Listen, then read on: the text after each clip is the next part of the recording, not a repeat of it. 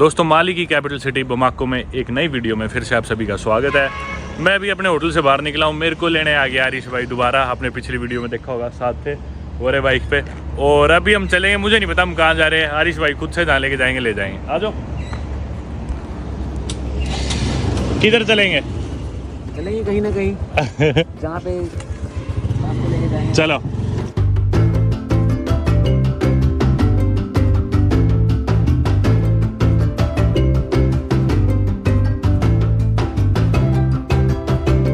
दोस्तों माली में ऐसा ट्रैफिक रूल्स वगैरह कुछ नहीं है, जितनी मर्जी तेज चलानी है चलाओ, हेलमेट पहनना है नहीं पहनना है आपकी मर्जी, रॉन्ग साइड राइट साइड जहाँ जाना है वहाँ जाओ। मैंने कोई पुलिस वाला चेकिंग वगैरह ऐसी कुछ नहीं देखी और ना ही लोगों को रूल्स फॉलो करते देखा। तो जो मन में आए वो करो, आराम से चलो अपना। जितना बाइक पे मैं माली आए बाद बैठ लिया ना, मेरे याद नहीं लास्ट टाइम मैं कब बैठा था इतना बाइक पे। स्कूल कॉलेज टाइम में बैठा करते, उसके बाद पता नहीं अभी बैठा हूँ। ये तो वही ग्रैंड मार्शे वाला रास्ता है ना।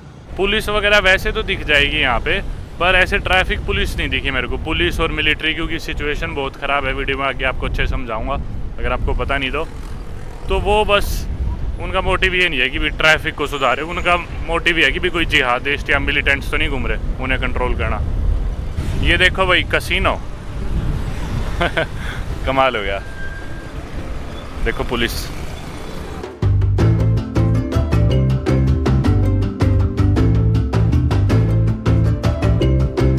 ये देखो मैं कह रहा था ना, कोई रूल नहीं है, जहाँ से मन करे वहीं से आओ वहीं से जाओ। उधर लगा हुआ भाई बहुत बड़ा जनरेटर, क्योंकि यहाँ पे लाइट नहीं रहती।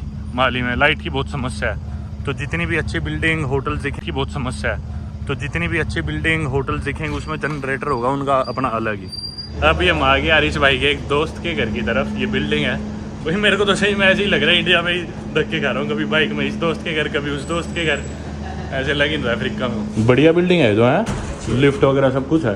4 नंबर जाना था, 4 का तो बटन ही नहीं है बस एक समस्या थोड़ी ना, यहाँ धूल मिट्टी बहुत उड़ती है। साल में कितने महीने बारिश होती है? 3-4 महीने ना, 3 महीने बारिश है होती है, बाकी पूरा साल गर्मी रहती है ऐसे ही। और वो है ना सारा रेगिस्तान में यार, इनका 2/3 जितना भी लैंड मास है देश का वो रेगिस्तान में ही है। हम तीसरे पे आए, चौथा क्योंकि दब नहीं रहा था, तो तीसरे पे आके 1 फ्लोर ऊपर सीढ़ियों जाना पड़ेगा। अरे बाप रे, ये तो मस्त जगह है भाई। यहाँ सारे भाई बैठे थे हरियाणा राजस्थान से, कई देर बात करी हमने, अब चल रहे हम बाहर घूमने। रात को मिलते हैं भाई। ठीक है चलो। शाम के बज गए 5 और ऊपर उन भाइयों के साथ बैठे, गपशप मारी, चाय वाय पी। 1-2 भाई वीडियोस ऑलरेडी देखते भी थे, काफ़ी मज़ा सा है। मैं बता रहा था कि भी लगी नहीं रहा कि भी नए देश में। अब हम जा रहे हैं, यहाँ पे शायद एक जू है, उधर जाए। और यहाँ की ना नाइट लाइफ जैसा मेरे को पता चला काफ़ी मशहूर है माली की। जी हाँ, हालांकि एक अफ्रीकन कंट्री है। और आज सैटरडे की रात है, कल संडे को मेरी फ़्लाइट है सेनेगल की यहाँ से, तो सैटरडे की रात आज मैं होपफुली आपको यहाँ की नाइट लाइफ भी दिखा सकता हूँ। पर देखते जैसे भी रहता है, भी अपन चलते हैं जू की तरफ चलते हैं ना। माली के बारे में भाई पॉलिटिकल सिचुएशन मेरे को बहुत बात करनी थी आप लोगों के साथ, पर बस मौका ही नहीं मिलने लग रहा। 90% जो पॉपुलेशन है ना माली की, जैसे मैंने बताया, वो साउथ वेस्ट में रहती है, जिधर इनकी थोड़ी बहुत हरियाली है, जिधर इनकी कैपिटल सिटी बमाको भी है। और सिर्फ 10% पॉपुलेशन जो इनका रेगिस्तान वाला इलाका है ना, यानी कि 2/3 जो हिस्सा है, 65% हिस्सा है नॉर्थ ईस्ट की तरफ, उधर रहती है। आज से 10-15 साल पहले तक काफ़ी स्टेबल कंट्री थी, लेकिन क्या हुआ कि डेजर्ट में जो लोग रहते हैं ना, वो है टुआरेग्स, जो कि एमएजी के पर लोग आप उनसे रिलेट कर सकते हो। मोरिटानिया मोरक्को की वीडियो में आपने देखा होगा। वो लोग अपने आप को ना मतलब ट्रेडिशनल मालियन कंसीडर नहीं करते। वो बोलते हैं कि हम तो डेजर्ट के लोग हैं, हमारी एक अलग एथनिसिटी है तुमसे, हम काले नहीं हैं, हम तुम्हारे से लाइटर स्किन है, हमारा एक अलग देश होना चाहिए, हमें ऑटोनोमस रीजन बनाओ। उन्होंने बोला कि भी हम अपने लिए लड़ेंगे ऑटोनॉमी के लिए, और साथ ही साथ कुछ और फोर्सेस जैसे कि अल कायदा वगैरह, कुछ जिहादिस्ट टेररिस्ट ग्रुप्स, वो बोले कि भी हम तो ना माली देश में शरिया लॉ लाएंगे। अब माली की पॉपुलेशन ऑलमोस्ट मुस्लिम्स ही है, 95% मुस्लिम्स है, 5% क्रिश्चियंस मान लो या कोई और रिलीजन। तो वो बोलते कि भी तुम मुस्लिम्स हो तो भी तुम शरिया लॉ फॉलो क्यों नहीं कर रहे? हालांकि मुस्लिम कंट्री है, लेकिन हर जगह आपको खुलेआम दारू मिलेगी, सुपरमार्केट में आप आराम से दारू पी सकते हो, क्लब्स में पार्टी कल्चर, मतलब बिल्कुल ओपन कल्चर है यहाँ पे। हालांकि इस्लामिक कंट्री है फिर भी। तो वो जिहादिस्ट ऑर्गेनाइजेशंस वगैरह इकट्ठी होगी, जिसमें अल कायदा भी है और काफ़ी ऑर्गेनाइजेशंस आई। वो बोले कि हम यहाँ पे लाएंगे शरिया लो, और जो टुआरेग लोग थे है तो वो भी मुस्लिम्स, लेकिन वो इतने एक्सट्रीम मुस्लिम नहीं है। वो बोलते भाई कि भी हमें अपनी वाइफों को पीटना पसंद नहीं, हमें इतना कंजर्वेटिव होना पसंद नहीं, हमारा कल्चर थोड़ा सा अलग है, हालांकि हम है मुस्लिम ही। तो वो जिहादिस्ट बोले MNLS जो इधर के 2RX लोगों की ऑर्गेनाइजेशन थी, जो इधर के रेगिस्तान के लोग थे, वो उन्हें बोले MNLS ऑर्गेनाइजेशन वालों को कि भी जो भी हो ठीक है, हमारा दुश्मन तो एक ही है, हमारा दुश्मन है माली की सरकार, तो अपन दोनों लड़ते हैं मिलके माली की सरकार के खिलाफ। तो ये हो गए इकट्ठे और 2012 में यहाँ पे बहुत लड़ाई हुई, बहुत कन्फ्लिक्ट हुए और इन्होंने क्या करा कि इलाके कब्जाते हुए आने लगे बमाको कैपिटल की तरफ। पहले इन्होंने तिम्बकतू जो कि इनका काफ़ी पॉपुलर टाउन है वो कब्जा लिया, फिर वहाँ पे शरिया लॉ ले आए जिहादिस्ट। फिर भाई माली को पता चल गया कि भाई ये तो आएंगे और कब्जाएंगे, ये बमाको कैपिटल तक आएंगे और पूरे देश में ही ये चाहते थे। अब इस पॉइंट तक उनके पास रेगिस्तान में तो अपना कंट्रोल था जिहादिस्ट फोर्सेस का, या फिर MNLS जो 2RX है उनका कंट्रोल था, लेकिन बमाको कैपिटल या जो मेन रीजन जहाँ पे ज़्यादा लोग रहते हैं इधर अभी तक भी इनकी सरकार का ही कंट्रोल था। तो वो धीरे धीरे बढ़ने लगे इस एरिया की तरफ और ये लोग समझ गए, माली की सरकार और आर्मी समझ गई भाई वो आके तुम्हें ओवरथ्रो करेंगे। तो क्या हुआ, इनके एक प्रेसिडेंट थे ATT, बहुत लंबा नाम है, मैं स्क्रीन पे लिख दूंगा। फिर 2012 में ना इनकी आर्मी बोलती है कि भाई प्रेसिडेंट के बस की नहीं है ये बात, इसे हटाओ यहाँ से। उनके प्रेसिडेंट को हटा दिया जाता है और आर्मी सेलेक्ट करती है एक और प्रेसिडेंट टेम्परेरी बेसिस पे, उनको लाया जाता है। उनका नाम था, मेरे बहुत लंबा नाम है याद नहीं है, मैं स्क्रीन पे लिख दूंगा। फिर वो टेम्परेरी प्रेसिडेंट आते हैं और धीरे धीरे वो आ जाते हैं बमाको के पास और जिहादिस्ट और MNLS फोर्सेस बोलती है कि अब अगली प्रेयर जो है ना वो एक सिटी है बमाको से पहले, ऐसे नाम है, लिख दूंगा मैं, उसके मस्जिद में होगी। तो मतलब ये खबर पहुंच जाती है इनकी सरकार तक। फिर इनके प्रेसिडेंट को हटा दिया जाता है, टेम्परेरी प्रेसिडेंट आते हैं, उनसे भी कुछ नहीं होता। फिर ये बोलते हैं कि भाई फ्रांस तुम हमारी मदद करो, फिर फ्रांस देश की मदद ली जाती है। फिर भाई ट्रूप्स भर के आते हैं फ्रांस देश से, फ्रेंच फौजियों के, वो आगे उन्हें रोकते हैं। पर अभी तक भी फ्रांस इस देश में है, ये बात 2012-13 की है, लेकिन फ्रेंच वापस नहीं जाते। फ्रेंच के पास मौका तो था वापस लौट के जाने का कि भी ठीक है हमने रोक दिया उन्हें बमाको तक आने से, वापस इनका कंट्रोल आ गया, पर पूरे देश में अभी भी इनकी स्टेट फॉर्म नहीं होती। तो फ्रेंच लोग सोचते कि हम तब तक यहाँ पे रहेंगे जब तक कम्प्लीटली जिहादिस्ट और MNLS और ये सारे टेररिस्ट ग्रुप अलकायदा वगैरह ऐसे ख़त्म नहीं हो जाते, पर ऐसा होता ही नहीं। अभी तक यहाँ पे कन्फ्लिक्ट चल रहा है और दोबारा जिहादिस्ट ग्रुप्स काफ़ी एक्टिव हो गए और अब इनकी खुद की सरकार, अभी फ़िलहाल यहाँ पे कोई प्रेसिडेंट नहीं है, मतलब इनका जो आर्मी का चीफ है उसी ने चार्ज ले रखा है यहाँ की प्रेसिडेंसी का।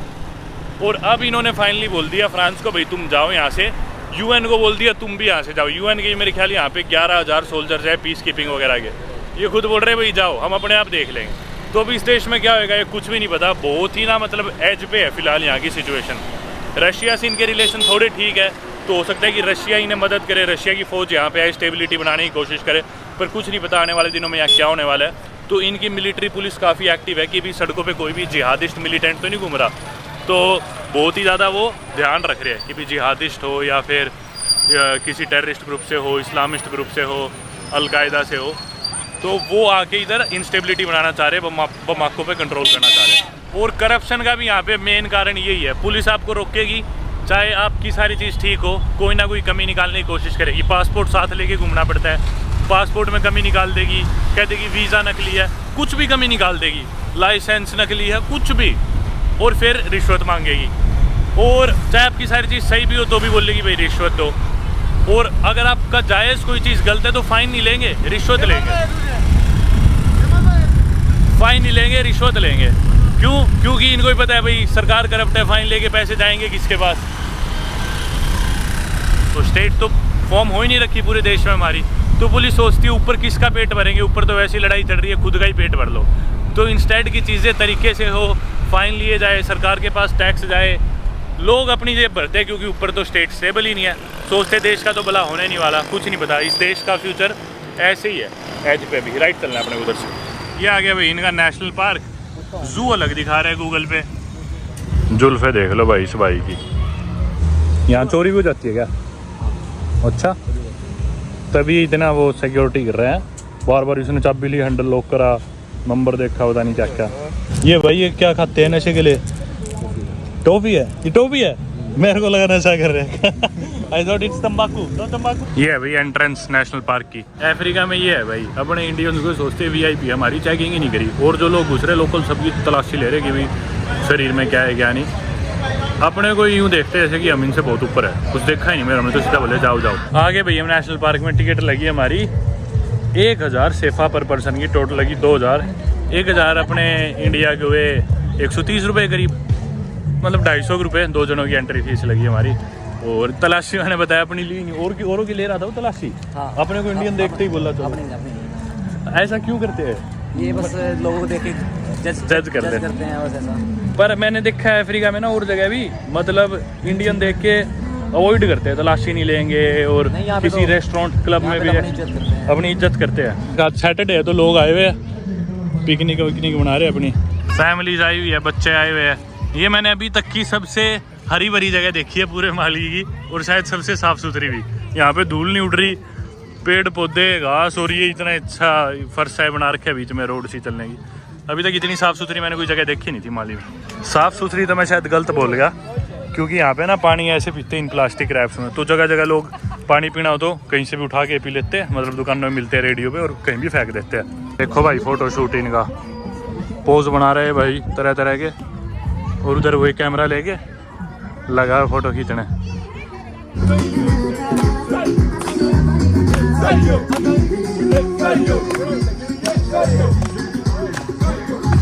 इधर ये कोई शादी है भाई, लोग शादी में आए हुए हैं, अभी शुरू नहीं हुई, लेकिन अभी आए नहीं दूल्हा दुल्हन, पर ये लग रहे हैं नाचने। पार्किंग के पैसे लगे भाई 200 सेफा, यानी कि मैं आपको बहुत बार बता चुका, ये जो करेंसी फॉलो करते हैं उससे आप कह सकते हो वेस्ट अफ्रीकन फ्रैंक या फिर CFA बोलते हैं, सेफा ही बोल देते हैं। तो अगर 200 सेफा ले रहे हैं तो इंडिया के कितने 26 रुपये 27 रुपये हुए पार्किंग के। आज की वीडियो मेरे को मोटो व्लॉग लग रही है बाकी। नेशनल पार्क में कुछ बहुत ज़्यादा ऐसे दिखा नहीं मेरे को, हरियाली थी, एक पिकनिक स्पॉट था, लोग अपने पार्टीज इवेंट्स कर रहे थे, बर्थडे मना रहे थे, लड़कियाँ लड़के फ़ोटो शूट कर रहे थे। इसके अलावा बहुत ज़्यादा कुछ दिखा नहीं, इसलिए हमने डिसाइड करा साथ में चलते हैं जू में। पीछे ही एक जू है, मिल्खा सिंह भी तैयारी बिठा रहे हैं पूरी। आ गया भाई जू, नेशनल जू माली, चलो आ गए भाई माली के जू में। घुसते ही एक ये एक पानी का तालाब, क्या जोड़ है वैसे तो, हाँ। और ये कौन सा जानवर है, क्या ये गाय टाइप ही कोई कुछ लग रहा है मेरे को तो, कोई भैंस है, जंगली भैंसा टाइप। इधर भी एंट्री टिकट उतनी थी भाई 2000 सेफा, यानी कि 250 रुपये अपने इंडिया के 2 जनों के, एक जने के 135 36 140 कुछ रुपये होंगे। ये भाई मेन्यू जानवरों का, चिंपैंजीज, बबून, ग्रांडे वॉइलर, अब पता नहीं ये क्या चीज़ है। ये फ्रेंच में लिखे है भाई सारे, वैसे तो लोकल लोग बम्बारा बोलते हैं यहाँ पे, पर फ्रेंच ज़्यादा ऑफिशियली आपको जगह दिखेगी। लायन तो अभी पर्ची कटा के आया यहाँ पे एक। और ये सांप है, ये मछली है, हाथी देखते हैं मिलता है तो। वो सामने हाथी है रे, यहाँ से तो दिख नहीं रहा, वो देख पूरा दिखा है, तो छोटा ही थोड़ा बच्चा टाइप लग रहा है मेरे को, पता नहीं, पास चल के देखते हैं, दिखता है तो। लीद है हाथी की, हाँ तो और इन्हें कोर्नेटो थोड़ी मिलेगी।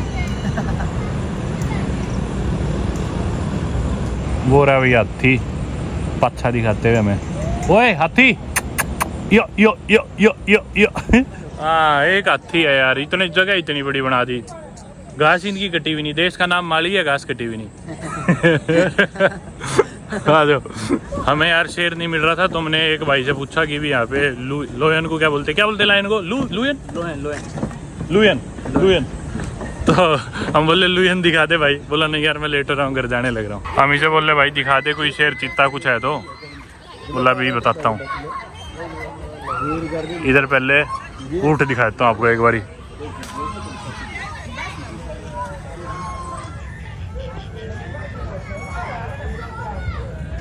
सिंगल अम्प का है भाई ऊँट।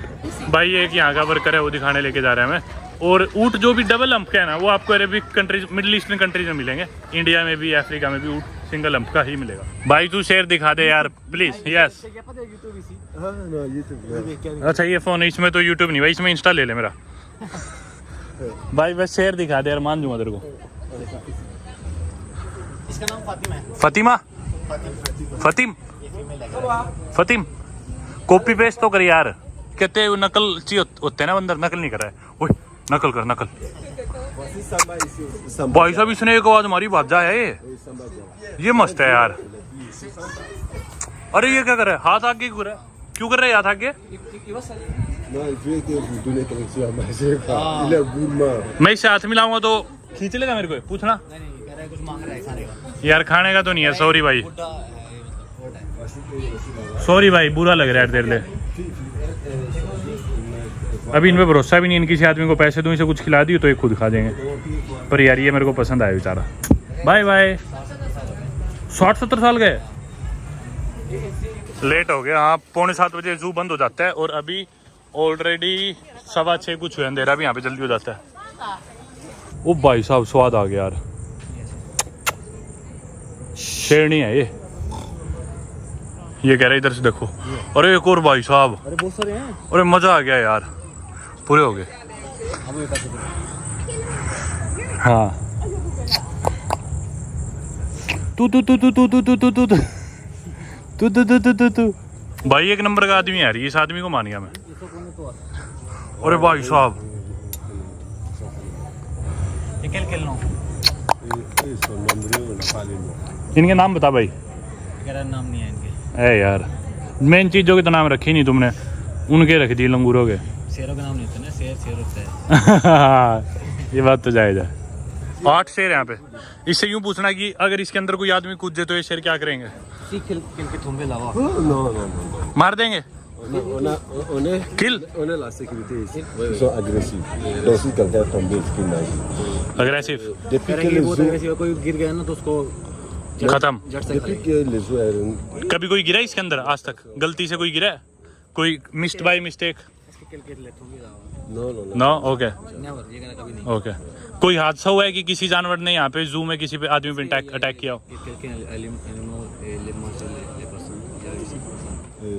Non. No okay good.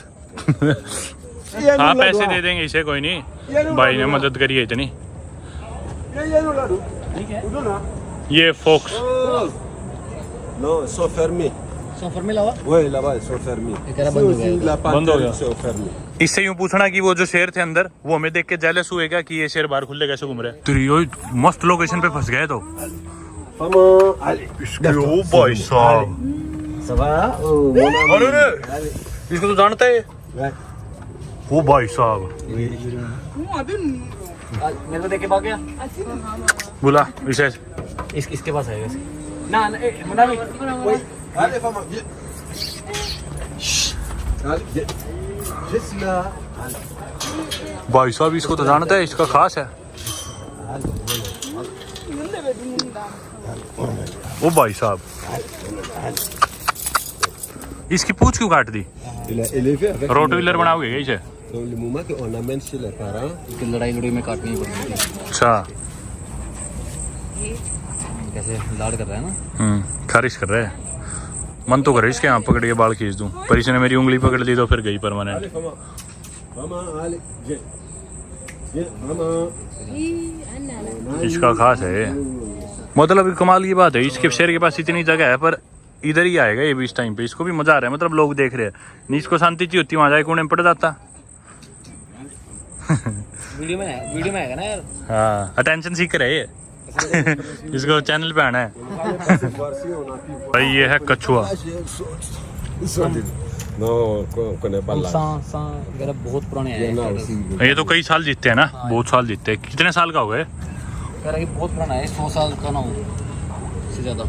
बहुत बड़ा है ना। Il y en a là-bas aussi, il y en a beaucoup. अबे तुझसे अच्छा और भी है। तुझसे कह रहा है हाथ लगा सकते जा सकते अंदर। ये अटैक करते हैं? No no no. Non, attack no. non. कह रही यहाँ से मुंह ना निकाल ले यार ये। यहाँ से तो टट्टी निकलेगी। मैं आता हूँ बाद। शेर कछुए की लड़ाई।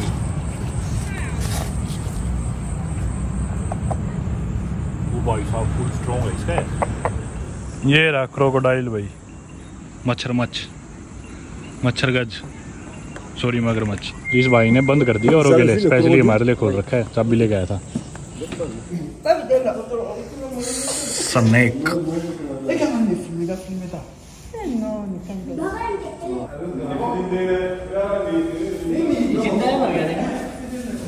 रात के बजे 9 और मैं आ गया अभी इनके देश की जो सबसे टॉप सुपरमार्केट आप कह सकते हो शायद, कोसिनेल या कोकिनेल जो भी है। इसे टर्की सुपरमार्केट भी बोलते हैं शायद। इधर से मेरे को पानी लेना था। कितनी ज़बरदस्त सुपरमार्केट है बाकी देश से कंपेयर करें तो।